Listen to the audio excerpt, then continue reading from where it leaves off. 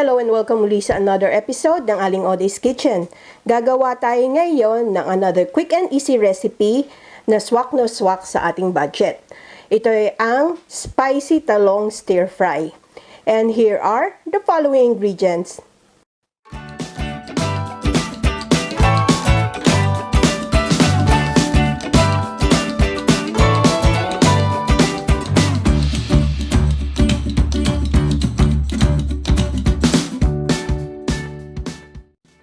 Itong ating talong, hihiwain lang natin to ng pabilog. Dahil malaki itong talong dito, ninipisan ko lang para madali siyang maluto. Habang hindi pa natin to ginagamit, ibababad ko lang sa bowl na may tubig para hindi mangingitim. And continue lang natin yung paghiwa.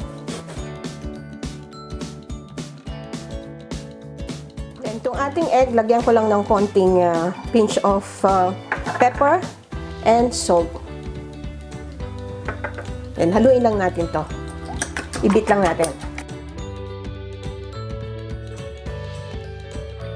Set this aside. And dito sa ating pan, nag-preheat na ako ng oil. Yung ating talong, i-soak nyo lang or ibabad nyo lang sa egg na ipiprito natin.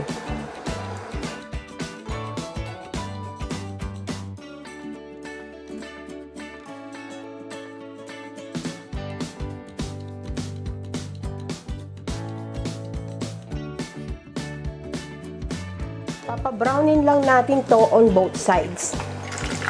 Yan. Brown na yung kabilang side. So, balitarin lang natin.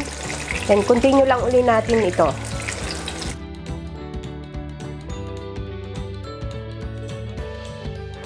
Yan. Luto na yung ating talong. Kung walang tayo ng plate lined with paper towel, transfer na natin to para ma-absorb yung excess oil. Kasi itong ating talong ay nag-absorb talaga ng oil.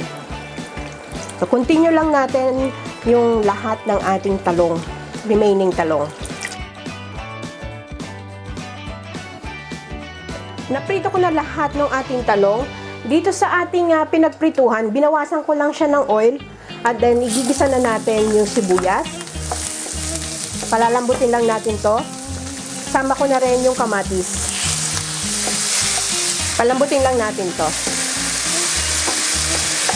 Yung kamatis, medyo durugin nyo.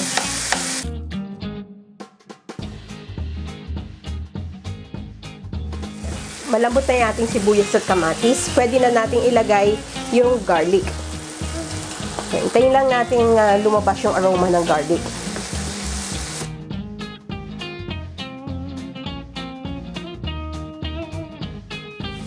Yan. Then, pwede na natin ilagay yung na-pre-cook nating talong. Ayan, haluin lang natin to.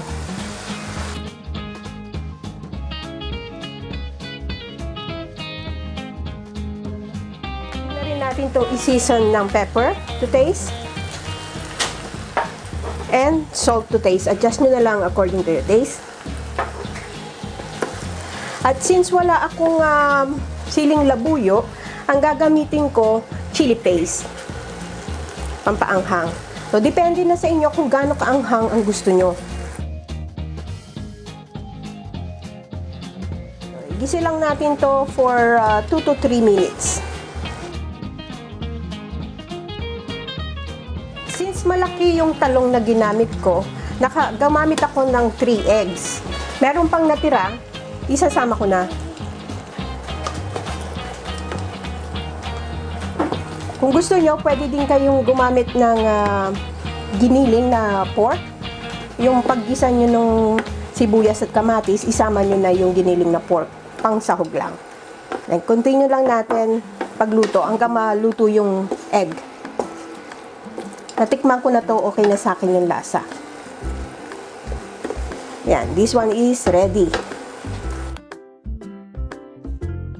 Then, pwede tayo mag-sprinkle ng spring onions.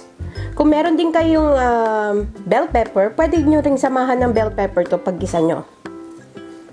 So, this one is ready. Another quick and easy recipe. And there you have it, our spicy talong stir fry. Sana magustuhan nyo itong recipe na ito and share it with your friends. Don't forget to give us a thumbs up and subscribe to my channel. Ako po si Aling Oday. Magkita-kita ulit tayo sa aking susunod na video. Salamat! Bye!